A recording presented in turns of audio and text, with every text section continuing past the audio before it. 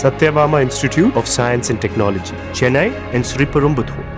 Delta பாசனத்திற்காக கல்லணையிலிருந்து நாளை தண்ணீர் திறக்கப்பட உள்ள நிலையில் புதிதாக வர்ணம் பூசப்பட்டு புது பொலிவோடு காட்சியளிக்கிறது.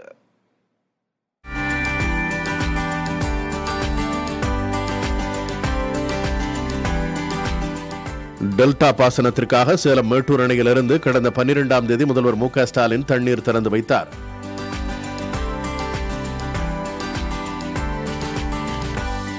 மேட்டூர் அணையிலிருந்து திறக்கப்பட்ட தண்ணீர் சேலம், ஈரோடு, நாமக்கல், கரூரை கடந்து திருச்சியை வந்தடைந்தது.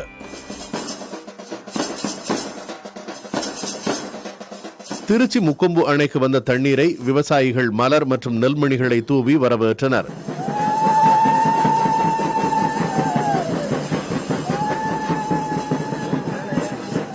முக்கொம்பு அணையிலிருந்து பாய்ந்தோடும் தண்ணீர் தஞ்சை கல்லணையை வந்தடையும். நாளை கல்லணையிலிருந்து டெல்டா பாசனத்திற்கு முதல்வர் மு க ஸ்டாலின் தண்ணீர் திறந்து வைக்க உள்ளார். கல்லணையில் தண்ணீர் திறக்கப்படுவதை ஒட்டி காவிரி, வெண்ணாறு, கல்லணை கால்வாய் மற்றும் கொள்ளிடம் ஆற்றின் பாலங்களில் புதிதாக வர்ணம் பூசப்பட்டு புதுப்பொலிவுடன் காட்சியளிக்கின்றன.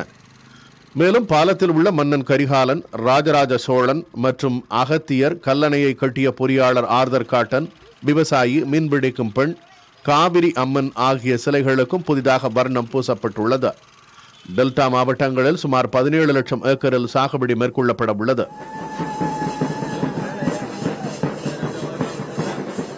இதனிடையே சாகுபடிக்கு தேவையான தரமான விதை நெல், உரம், இடுபொருட்கள் அனைத்தும் தட்டுப்பாடின்றி கிடைக்கும் வகையில் இருப்பு வைக்க வேண்டும் என தமிழக அரசுக்கு விவசாயிகள் கோரிக்கை விடுத்துள்ளனர்.